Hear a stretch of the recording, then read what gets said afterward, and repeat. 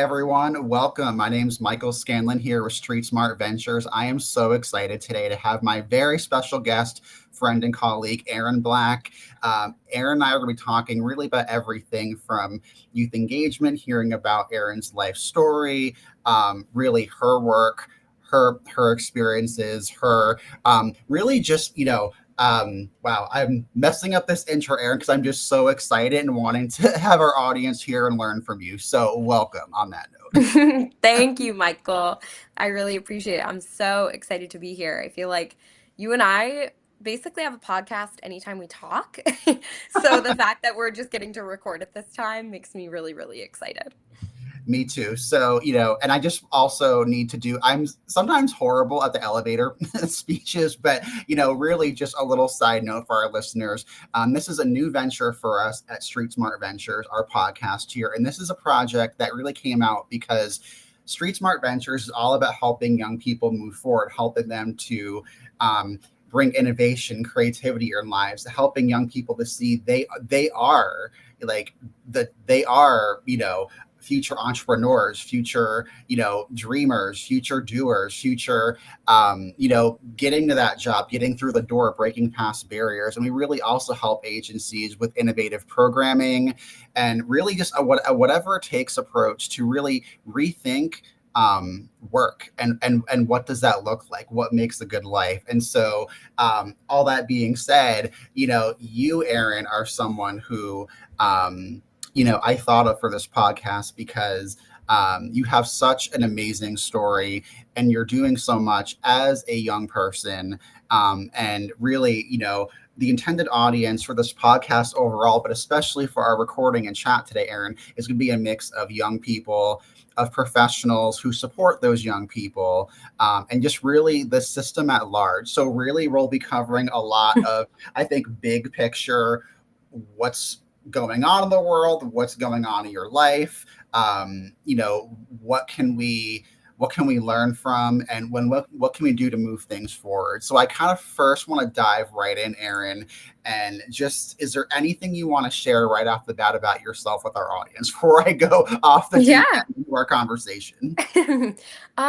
I feel like it's perfect that the audience for this kind of conversation is so wide because if I'm being completely honest, I struggle right now finding exactly what bucket of person I fall into, right? I am 23 years old to kind of kick that off the bat. I know they always say growing up, asking someone how old they are is like this not appropriate question, right? For whether you're young or whether you're on the older side. But for me, it's something I'm really proud of. Being 23 is something I disclose in every single room I'm in. I think it's an important part of who I am. But I also am a professional. I'm a young professional. I'm a speaker. I'm a creator. I feel like I really am in this on this beautiful bridge. It's a creaky bridge. It's not always smooth, but I'm kind of standing in the middle right now, looking back at what the first 23 years of my life look like, and why I probably grew up a little faster than some other people my age. And then also looking ahead at what I hope is robust life ahead of me, and saying, wow, I'm like entering into being an adult. I'm like, oh my gosh, I have a 401k now. Like, I'm an adult, right? Like these boring, horrible things like that you learn about your whole life. And I'm kind of in the beginning first couple years of my life experiencing those things. And if I'm being honest, Michael, some days I felt like an 80-year-old trapped in a 20-year-old's body. Being 23, everyone has, my whole life has always been like, you're so mature for your age. And I know they totally mean that in a way that I'm like, wow, you're well beyond your years. But in my head, I'm like, you're right. Like, I panic and act like I am 80 sometimes. So I really appreciate when I just get to be Erin, who's 23, who's a young person still messing up, figuring it out, really trying to learn what life could look like, beyond being a young person. I feel like aside from being a young person, I also think one of my biggest self-identifiers and something I always disclose and I'm really proud of in any room, that's pretty beneficial for this conversation, is that I'm a young person with a disability. I was born with Charcot-Marie tooth disease, which I'll just like give everyone a minute to process that.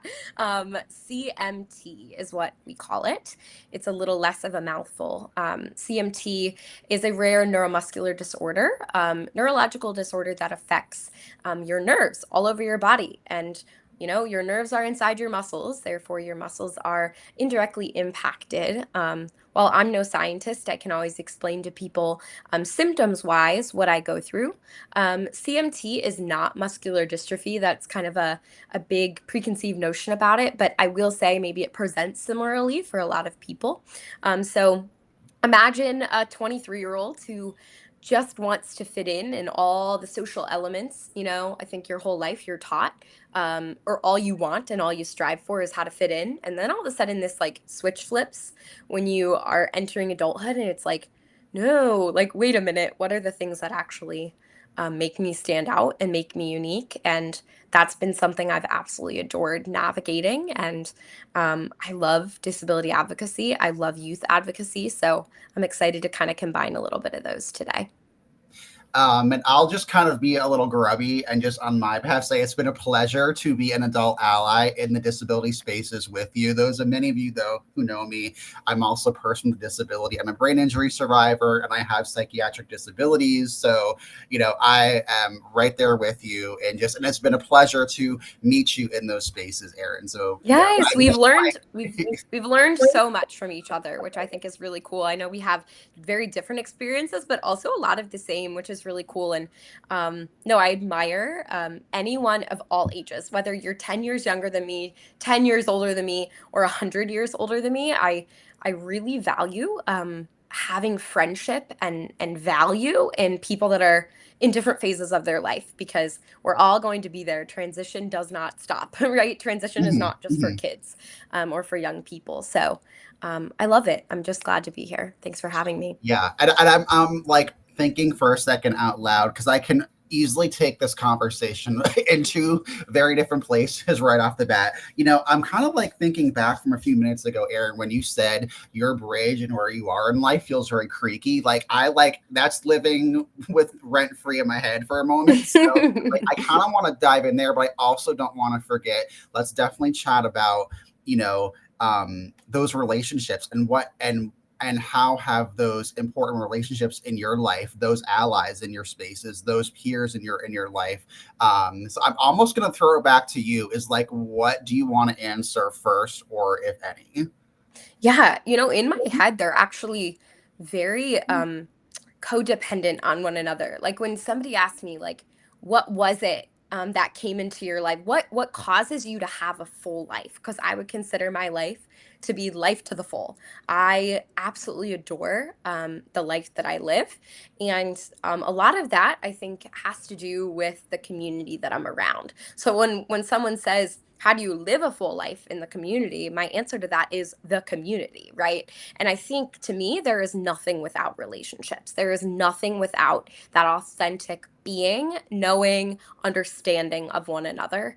And for me, there was not one step of my career, or still isn't a step of my identity, that hasn't been improved, or let alone created from the ground up, that didn't come from having and knowing the right people, right? And knowing people that, one, are living in alignment with me in terms of their own disability stories, whether that was vastly different than mine or not, living in alignment with people like me, but also forcing myself to be uncomfortable and forcing those conversations with people who are so vastly different than me and maybe didn't grow up or experience the same things that I did, not in a better nor worse way.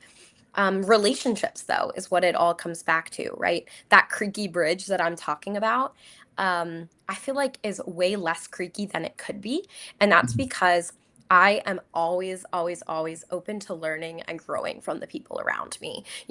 Being a young woman with a disability has a lot of really confusing emotions that come with it, right? Some days I'm like, how do I mask this in every way, shape, and form? How do I get to quote unquote live a normal life? Whatever that means, I don't know. If you ever figure it out, let me know. I don't know if a normal life actually exists, disability or not.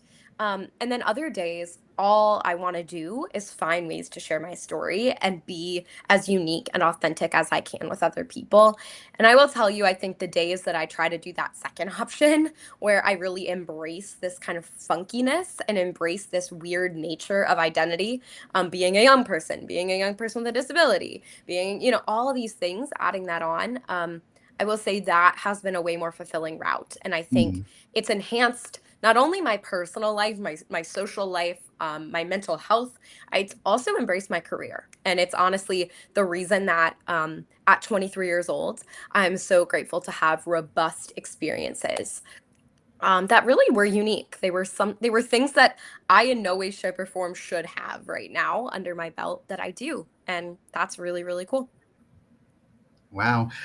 So I kind of want to like dive right into like a super deep question on that is what do Always. you feel like gets in the way of those relationships, whether that be like building them or maintaining them? Yeah. Oof.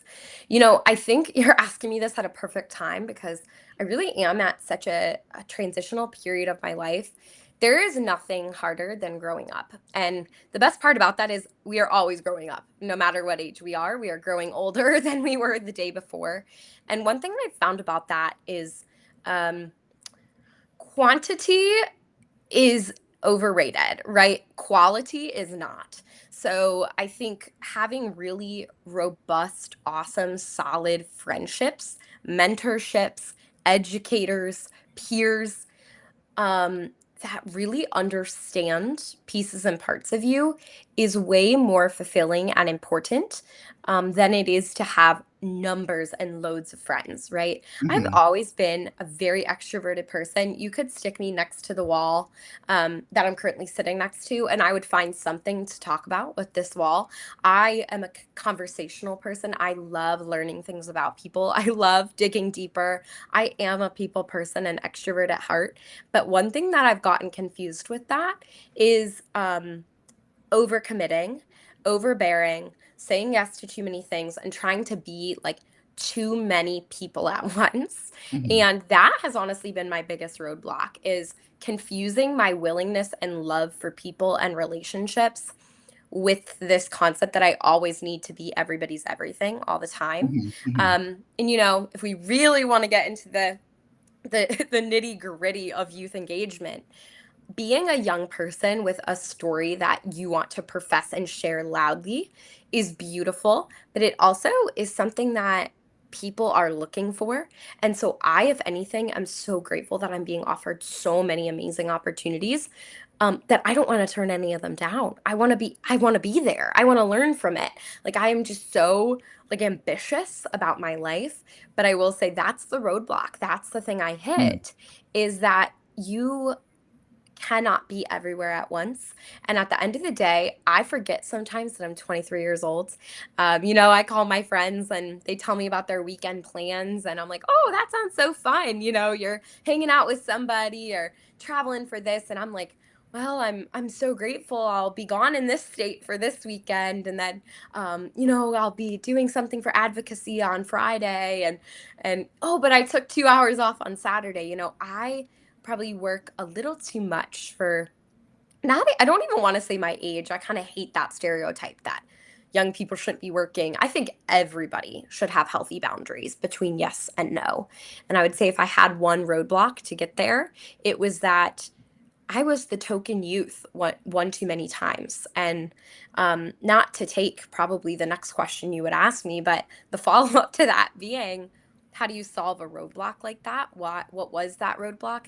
My answer to that would be, I believe now, as it's my job as a youth engagement expert in these situations, as a disability advocate, to spread the love, right? To when people come to me with an opportunity, find if I can't do it, find another youth. Don't just turn it down Hmm. and shut and Hmm. close the door. Open doors for other young people. Because at the end of the day, youth voices are amplified voices that are so, so, so needed in these conversations.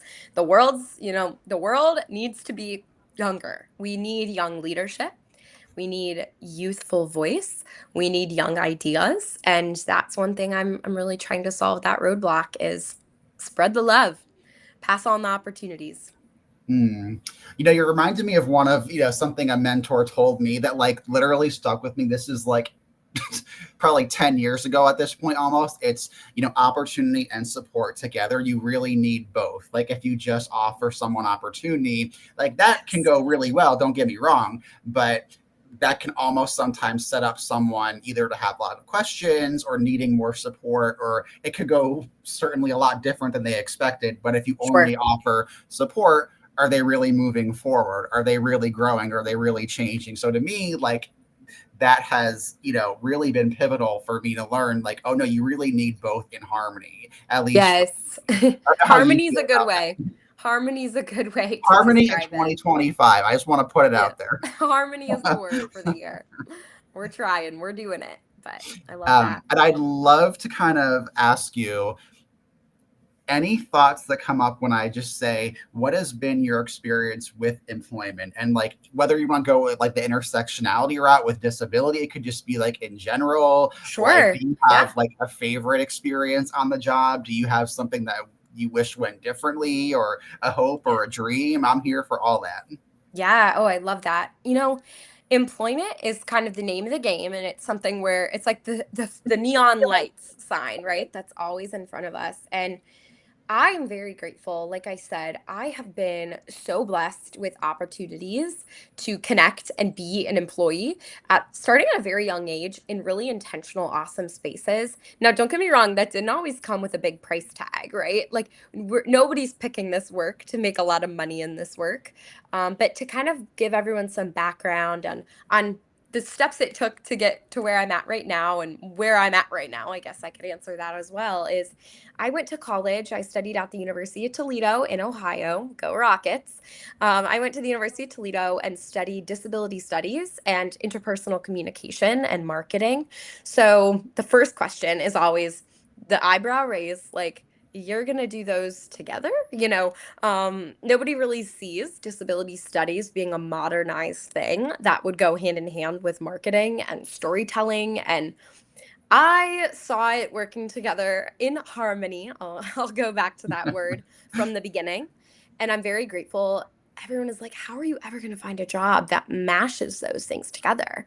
And I'm like, I just will. It's beautiful. They go together, right? We cannot have disability history, disability experience, disability storytelling, let alone the youth advocacy, the youth engagement. We cannot have all that if we don't know how to share it and we don't know how to market it. And that's where I feel like my talent and my skill set came in. I'm very grateful. I worked throughout the years, a couple different times at the Charcot Marie Tooth Association. Like I said, we'll go back, circle back around to that big old hunkin' word. CMT, the disease that I live with, has an amazing nonprofit working to not only run scientific research on the disease, but also provide fulfilled lives for people living with CMT. And I worked in their marketing for several years. It was pivotal. I was young.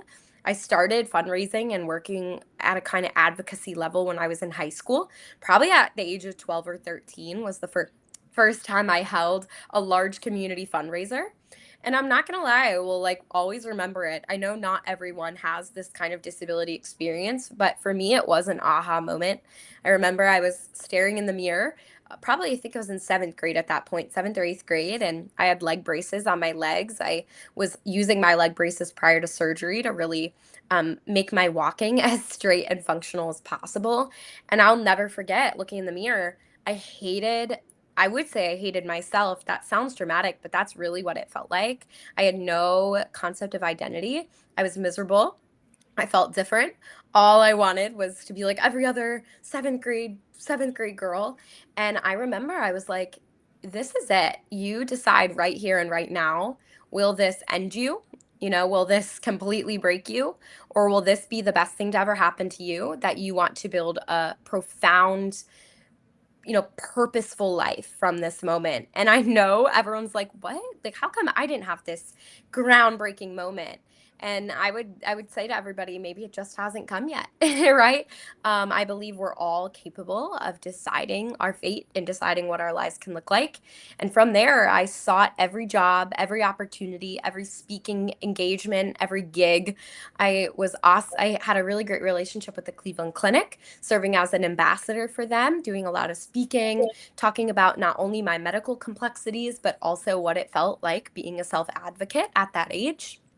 That eventually turned into my college. It turned into my education. It turned into my career. I landed one of my dream roles out of college working for an amazing now nonprofit Transition Discoveries, which was an organization working at the time with George Washington University to for 10 whole years to be a profound initiative that got young people involved in their own transition stories, meaning their transition from, youth to adulthood. I found an amazing mentor, Dr. Joan Kester, who really walked me through and took me under her wing and showed me that there was a huge world in post-secondary education, post-secondary transitioning. And that was where I said, you know what? There are so many youth desperate for other youth in their lives, not just amazing adult allies. That comes in. That's a huge factor. But first, they need to realize and see that there are other people living in similar like-minded situations that are thriving, not just surviving, but thriving and Mhm. doing really well with their disability, creating disability stories, creating disability identity. And the coolest part was I started to realize that I was actually able to change policy around me, to change structure of states and the way that they were educating, their youth.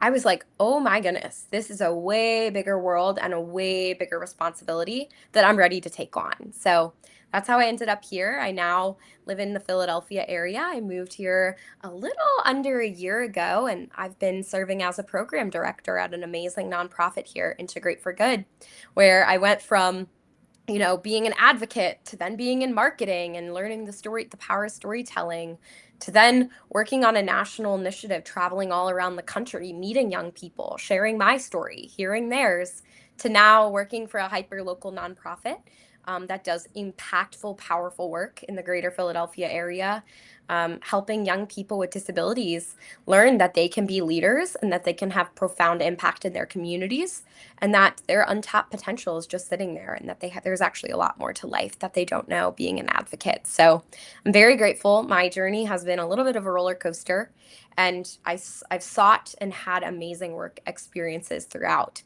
embedded in all of that. But I'd say the one thing that's remained steady and remained true throughout all of that is my love for storytelling. It's the one component that has stayed consistent. It's the common denominator in all of my jobs. And it's not only sharing my story. I have my own consulting company, erinblack.net, and I adore telling my story and telling people that switch flipped, right? Saying, I was once a young person with a disability. Now I am a young person transitioning into a self advocate, a youth advocate, someone who is really determined to change the way that people perceive disability and the life and the world and the accessibility that we live in. So very grateful. I've had a lot of yeses poured in front of me that I probably didn't deserve at the time, but it worked out in my favor. And now I've really developed my identity in my career, and I adore it. Wow. You, there's so much. And I know we probably only have about 20-25 minutes. Yeah. We won't There's make no people way we're going listen to talk all about night. everything I want to talk about in the next 20 or 25. Let me just say that right off the bat, Erin. Yeah, we Um, won't we won't make anyone sit with us all night long. Yes, no, we had an agreement. For those of you, our listeners and viewers, we had an agreement before. We will cut this off at an hour because Erin and I, when we're in a room together, we could be here for three, We four will talk. hours all night. But we won't do that to you all. But so that being said, I'll focus. Um, Two things. I want to kind of go back to that discovery process for you, Erin. I really would love to hear anything else you can really elaborate on, like whether it's specifically with like Joan, who's amazing, and transition discoveries, or just what was that like for you, just as Erin, having like that moment in the mirror, so to speak, of like, okay, you're growing up and you're facing yourself and you're learning and owning who you are. What do you want in your life? What don't you want? And I think that's such a vital process that so many of Yeah. our young people we work with have not had those experiences of, oh, just like a random moment of like, wow, like I had time to like think, or someone to like talk to me about this. And so you brought up so many things. You brought up discovery, helping others discover and model back talents, opportunities, struggles, giving you feedback, that sense of community. So is there anything you'd like to say to, I think, both the young people listening and the allies and advisors, just on Yeah. like, how do we help people, young people, discover their strengths, and what and Yeah. really what do they want? Oh, I love that. I think discovery is such a good word for it because I'm a firm believer and a loud advocate over the fact that transition is not something that young people go through and then it stops. I would argue every single person listening to this, both of us, will continue to go through transition every single phase of our life. And with transition from any phase of life, whether it's a big move or a new relationship or whatever it is we're going through, a new job, there will be an every ounce of discovery that comes from that, and I would say two things. I think the biggest piece that it came from was the mentorship component. It was that adult ally connection. There are seriously dozens of people in my life who happen to be older than me that have had a couple more years under their belt to perfect their craft and decide what their purpose in life was. One of the biggest people that comes to my mind is my dear mentor and friend, Jonah Berger, who works at the CMT Association, is really has played a pivotal role in my life. And he has CMT himself, and he works as, a national youth manager, helping other young people decide what their CMT story is and what it looks like. And there's a lot of things Jonah's taught me, but he really, I would say, was probably one of the first, most pivotal outside allies, outside of my parents, outside of my amazing family and support system. When I met him at a really young age, I just realized, wow, like there is a lot of life to be had and a lot of life to be loved. And Jonah has CMT, and somehow he actually like has used to CMT as this like beautiful enhancer for his life. And I sat back, as a 13-year-old, 14-year-old, and I'm like, wow, I really think there's something here. I really think that there's some purpose to come from this, And that was the beginning of many powerful relationships I've had with adult allies. I mean, you, Michael, have been an amazing ally to me, kind of guiding me through these hiccups and also triumphs of what it looks like to be a human. It's at this rate not even about having a disability. It's not even about being young. It's about being a human, living in a tough world, right? Life is difficult some days, and I've really leveraged and relied on those mentors in my life to say, hey, I know you might not have the answer, but can you tell me what you did when you were going through something similar? That was absolutely a transitional period. That was Mm, discovery, was discovering other people and their lives and their perspectives. And I think the second part of that was I found that I discovered more about myself when I was teaching others than I have mhm, in any mhm, other setting. I, as I've expressed, I'm a people person, but I also love educating. I love speaking. I love teaching. I love learning. I love being on the receiving end of this, right? And went through a phase where it was like TED Talks were like all I listened to, right? That's my goal. My one bucket list item in life is to have a TED Talk, but I really started absorbing and seeing, oh my gosh, there is young people that I could learn so much from. You know, Michael, the amazing initiative we're a part of, Yeti, right? We have experienced some profound things to come out of Hmm. Yeti. A Hmm. group of young people being together in one room, all with vastly different disability experience, but with this common knowledge and common passion for helping other young people with disabilities understand their worth and their place in our system, right? It's a messy system at that. And I don't know, this discovery component has not been, it wasn't, that one wasn't just some switch was flipped. That has seriously been picking up a million pieces day by day. It's not even during these triumphant Hmm. moments. It Hmm. was seriously like on a really bad Hmm. day when I had someone give me some piece of profound advice, grabbing that and keeping on walking. I picture it like this really messy closet, just full of stuff falling off of the hangers and shoes all over the floor. And it really is like so disorganized. Hmm. Discovery Hmm. is not Hmm. organized. Discovery is Hmm. all over the place. And you have to pick up pieces as you go through when you're at your highest highs, your lowest lows, Hmm. whatever it may be. But, you know, I'm not sure. I wish I had some like golden, some like sauce, the secret sauce to self discovery.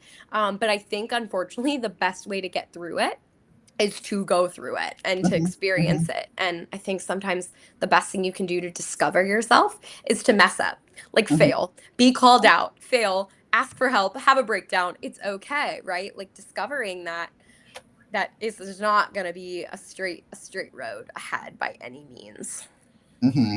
And I think I've been on record in different, whether it's another podcast or like a public speaking, many of them. I've literally said, Erin, if I ever write a book, it's called Failing Forward because I'm right there with Oh, you. I love It is that. Michael, you have to copyright that right now. I have to double check on that. I need my business peeps to help me with that. Yeah, calling all No, but lawyers. like I can so relate, and I just want to say thank you so much. I'm so honored that I've been, a part of your life and as an ally. So that was a very sweet little shout out from you a minute ago. Always, always. But you're right. I think, going back to sometimes there isn't always a secret sauce. And I think it's so easy to kind of glamorize, oh, just do this one thing and it'll be okay. And I mean, and Right. sometimes you're right. I'm not going to discount inspiration, or maybe there is one thing you learn or Sure. do that changes your life.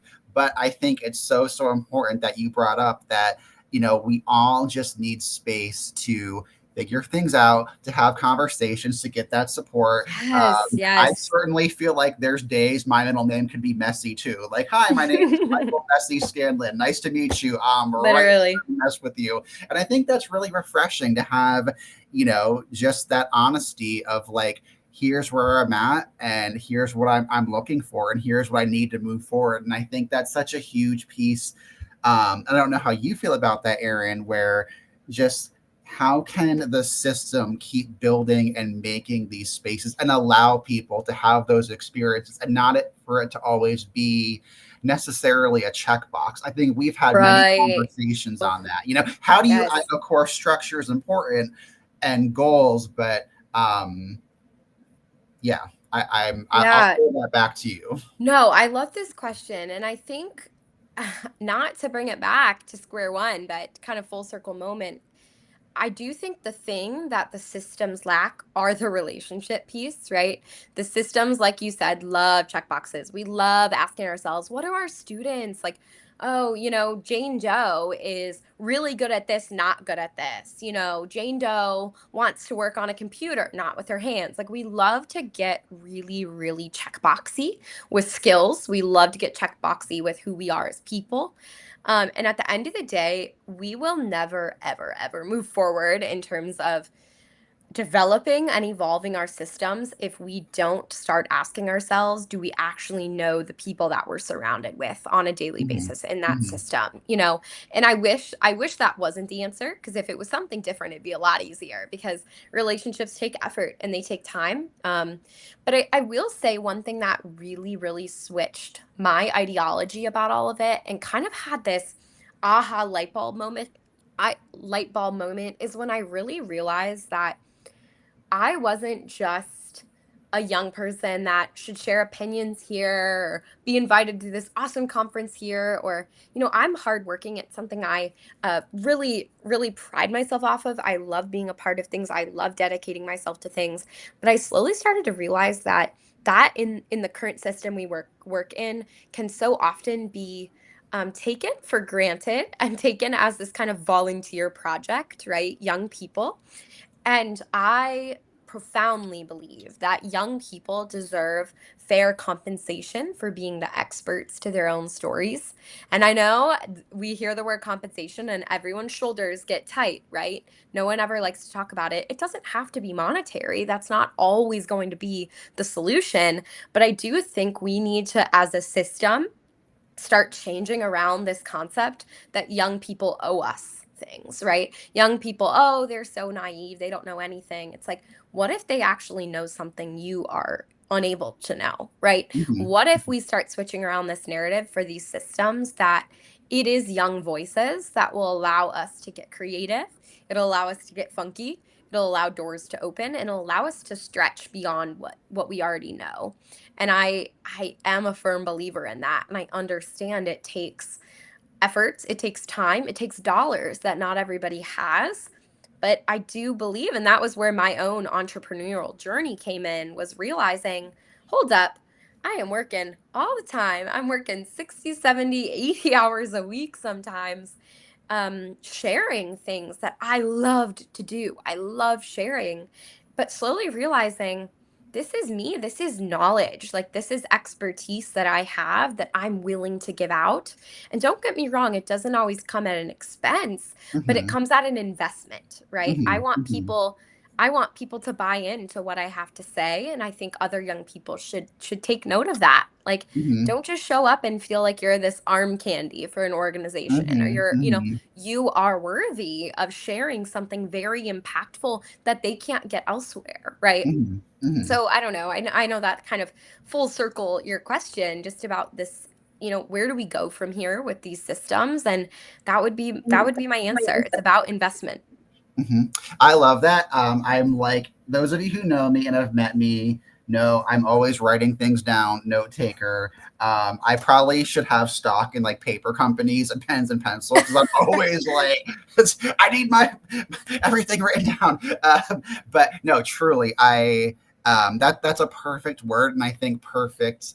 Um, Way I'd like to invite our listeners to think about how do we view young people and Yeah. change, right? It's an investment, and that does require time, resources, relationships, everything, right? But the payoff is people moving forward, people living full, fulfilling lives, Yes. and just Yes. like it is that full circle, and I'll bring back harmony, um, and so I'm gonna be on. I know we have about 10 minutes left, Erin. So I'm gonna be thoughtful about what I ask you in these last couple of minutes. But um, I guess I'll kind of like going back to you know, what do you feel like was a turning point where you thought of yourself as like an employee to no, I'm an entrepreneur. Mm, That's what we're all about. And I'm not saying employee is always bad or wrong, right. Right. but I think I'd love to kind of hear what was that process like for you in any other detail or moments of like it could be your highest high with that, or maybe like, oh, that didn't turn out the way I thought. But I think we're all about pivoting and how do we each use our own strengths to do the most good. Yeah, no, and it talk about discovery. Like, that was a huge moment for me to realize that there was value in the things that I was saying, which I giggle at that now because now my whole life and I feel my whole purpose is to find young people and to teach them how valuable they are and to teach them that, like, the time is now to have a voice and to have Hmm. an opinion and to get involved in social justice and change and um discovery, right? Hmm. So I laugh. Now I'm like, why did I ever self doubt that or second guess it? But, I think it came with a lot of trial and error. It came with so many large, large, large projects and experiences that I was pouring, pouring, pouring into, and maybe feeling like I wasn't at that rate. I'm like, oh, I'm not sure I'm feeling much out of this. I'm not sure I'm learning a lot about myself anymore. You kind of start to hit this like expiration date where you're like, Mhm. oh, maybe I could elevate this a little bit. Maybe Mhm. I shouldn't be talking to a room of 5 people, around in my 504 meeting. Maybe now I Mhm. up this a little bit and go talk to 50 people at a Mhm. board of Mhm. directors meeting. And then that eventually turns into stadiums of people. And Mhm. not to get that confused with the amount of people we talk to matters. Mhm. I think Mhm. this conversation of you and I is just as impactful as us talking to 1,000 other people. But I do think there's something to be said in finally seeing yourself represented in things. Finally seeing myself in a brochure as a premier speaker at a conference, right? Finally starting, and this happened over a span of a couple of years. It wasn't overnight, but being like, oh my gosh, if I could sit with 10-year-old Erin right now and the two of us could go get coffee, right? We could go on a coffee date, right? One, she would need to bring her mom. I would not. I'd still love to bring my mom, but I wouldn't, right? She would be so young and naive. But two, if I could hand her a book, a scrapbook full of pictures of all the speaking and the lives that have been impacted by her story, that at that time she couldn't have hated more, Mhm. right? I think I would have been like, who is that? I want to be her when I grow Mhm. up, Mhm. right? Mhm. So starting to think about it in this way, that, oh, I'm becoming who I wanted to be.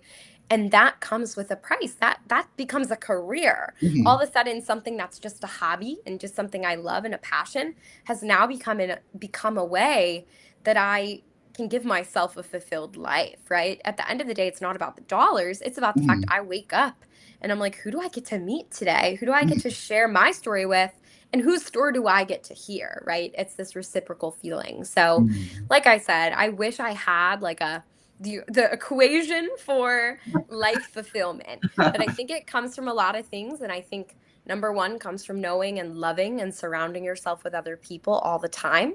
I think number two, it comes from getting to know yourself enough and getting to know the things that really, really matter to you, which I always like to say doesn't have to be the thing you were born with. You could be an individual living with a disability. You don't have to be a disability advocate all the time, but you have something. Everyone has something in Mhm. their life that they're Mhm. passionate about.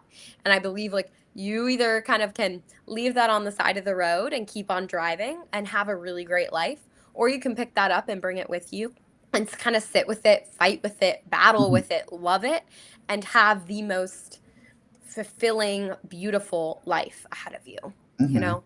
Mhm. No, thank you so much, Erin. I think couple things. I think you're right. We all have the right to choose what we want to pursue in life. Like whether you talked about that passion, like oh, in that one moment, you have full right to say yes, I want this for Yeah, right now, right. and run with it. You could very well change your mind, which kind of brings me my next question for you, Erin, is how do you handle, because we're diving in our last couple of minutes on what that change from employee to entrepreneur was for you.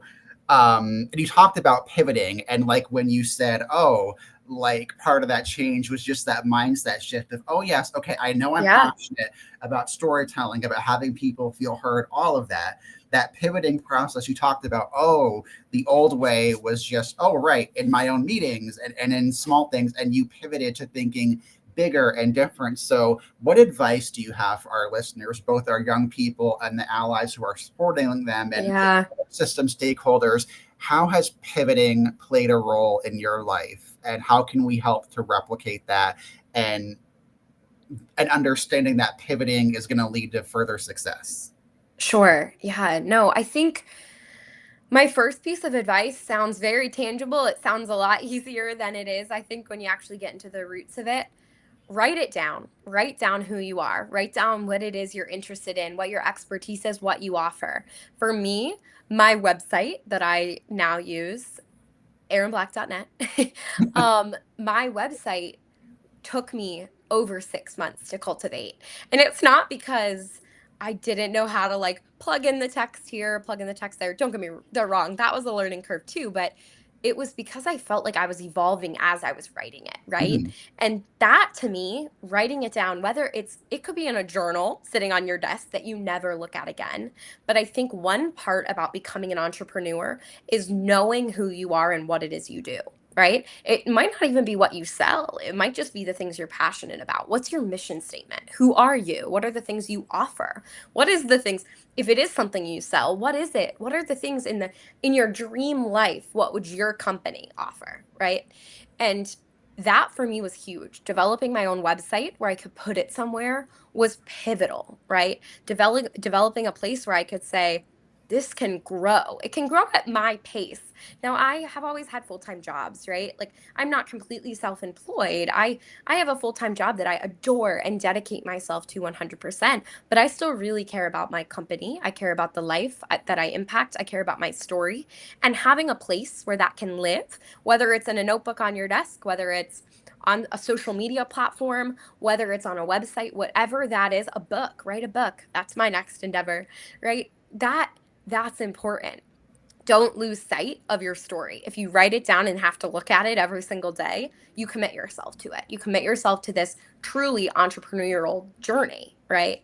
So that would be my first piece of advice would be write it down, document it, call it out for what it is. Say, I know I'm good at this. Let's turn this into something. Mhm. And my second piece of advice sounds so cornball-esque, but I think it's so important, and that's um, be gracious and grateful for yourself because it is so easy to just find deficit all the time, right? For me, oh, I had to turn down this, and I don't have enough time to be this, and I wasn't a great friend for this, and I had to lose this relationship along the way, and I focused too much on this or that, right?